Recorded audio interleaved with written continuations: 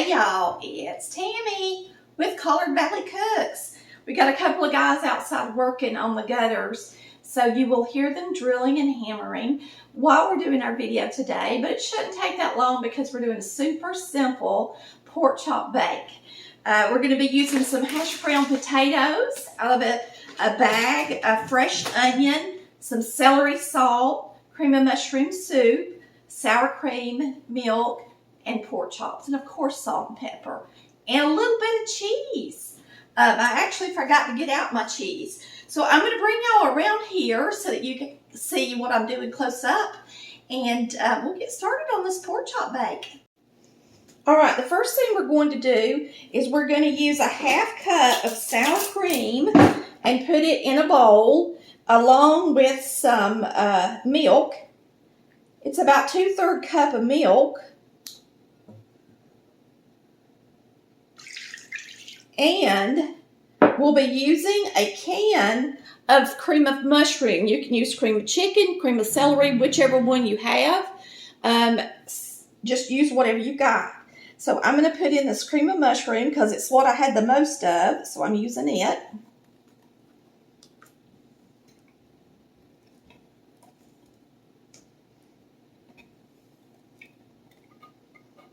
Hope you're having a wonderful and blessed day.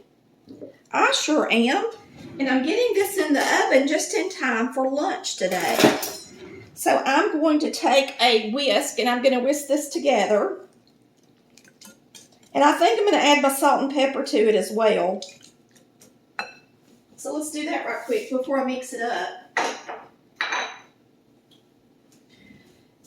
Remember that soup does have a little salt in it, so we're going to use about a half teaspoon of salt and about a half teaspoon of pepper because I want a lot of pepper on my potatoes. I'm a pepper girl, okay?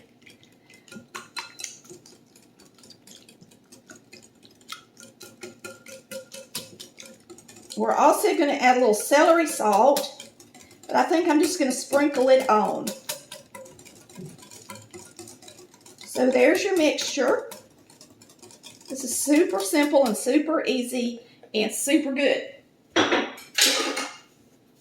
So we can set this to the side for a sec. And now we're going to concentrate on putting in our potatoes. And I'm going to alternate the potatoes with some onion. If you've got some French fried onions, you can use them, but I'm just using plain old onion because that's what I've got. So I'm going to put about half the bag of potatoes in. I'm going to spread them out. We're going to use some cheese. Just sprinkle a little cheese on it.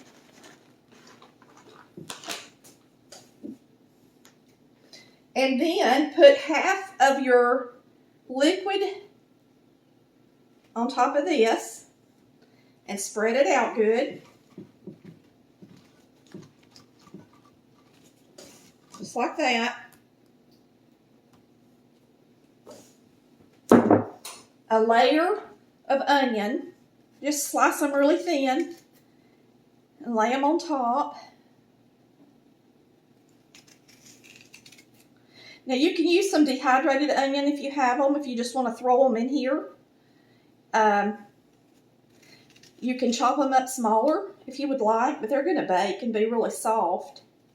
So I'm just putting them in there in a ring form. Now, the original recipe told you to put your pork chops on the top, but I'm not going to do that because I want my pork chops to be nice and moist. So we're going to lay our pork chops on now.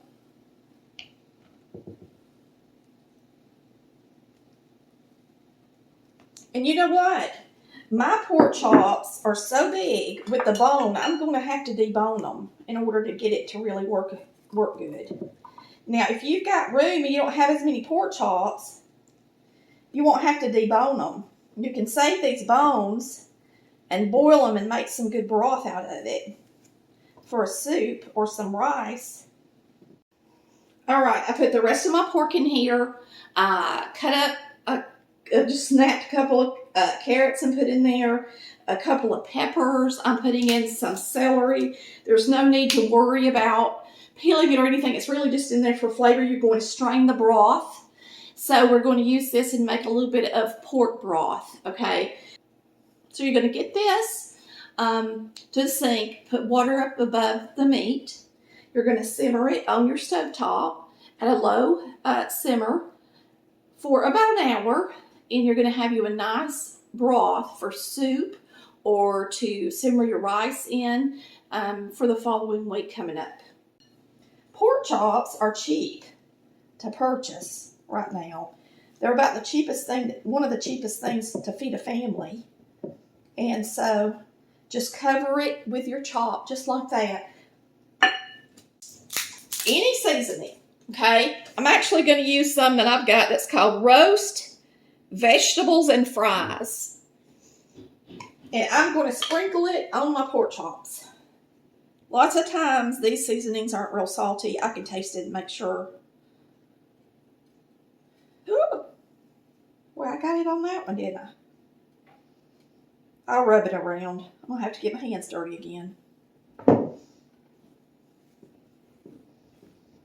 Chris can eat those in the middle.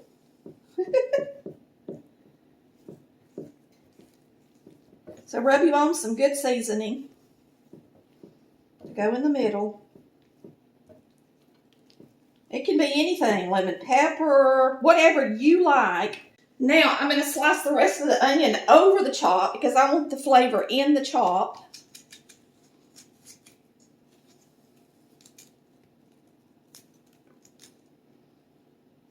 And this is going to fill up your baking dish.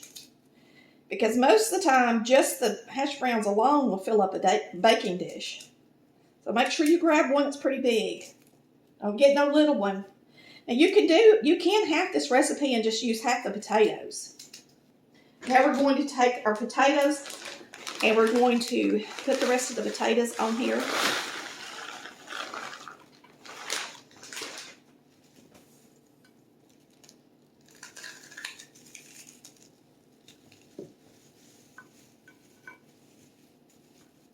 We're going to go ahead and put our sauce on here.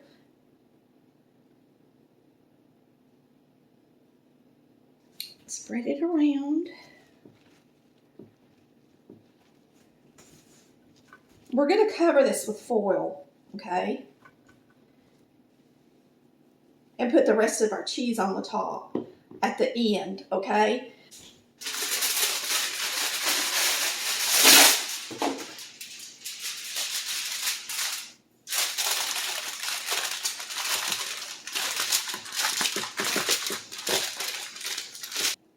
See y'all in a few.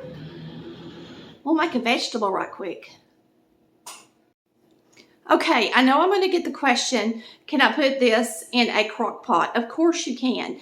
But if you place it in the crock pot, because it's going to be in there most of the day, make sure you add about a cup of water to the bottom of your crock pot and try to use a crock pot liner as well so it don't get too stuck in there, okay? So use a crock pot liner. If you don't have a liner, spray it really good with Pam.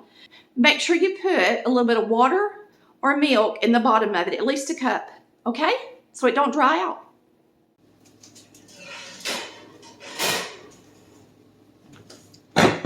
All right, we're getting this out of the oven. And we're just gonna put it right back in after we uncover it. Be careful. Don't let it burn you.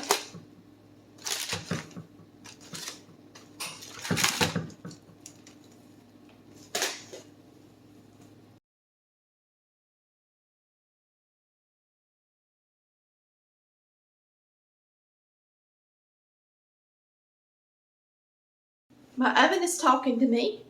This is done. Now, we're not going to have this for lunch. We're going to have it for supper. So I will be putting it back in the oven and just keeping it on warm until we eat supper tonight. So I'm going to have broccoli with it. So tonight, I've got it already prepared in my pot. It's going to be really easy. All I got to do is turn that on 10 minutes before we eat. Let it come to a steam. Steam it for 5 minutes and serve.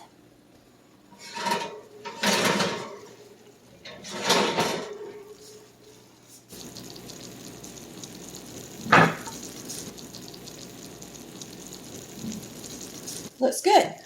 Now, since I'm going to put it back in there and keep it on warm until we eat, I will cover it, okay?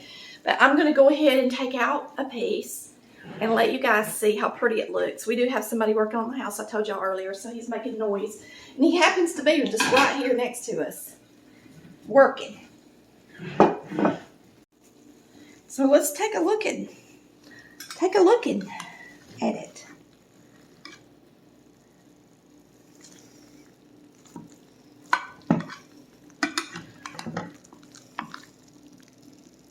Nice and warm. So I'm going to scoot this over so you guys can see the chop in there.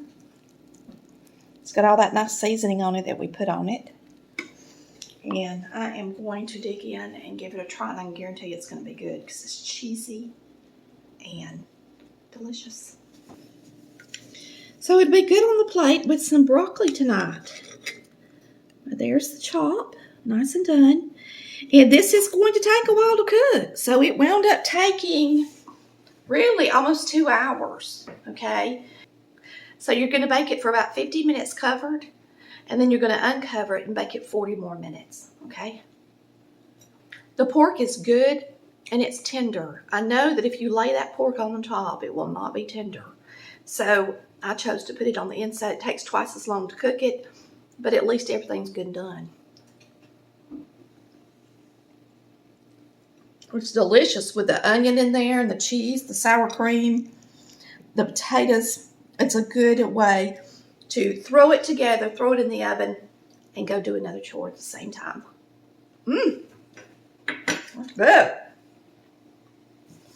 Thanks for watching Collard Valley Cooks, where we cook like Mama did. Bye, y'all. Love ya.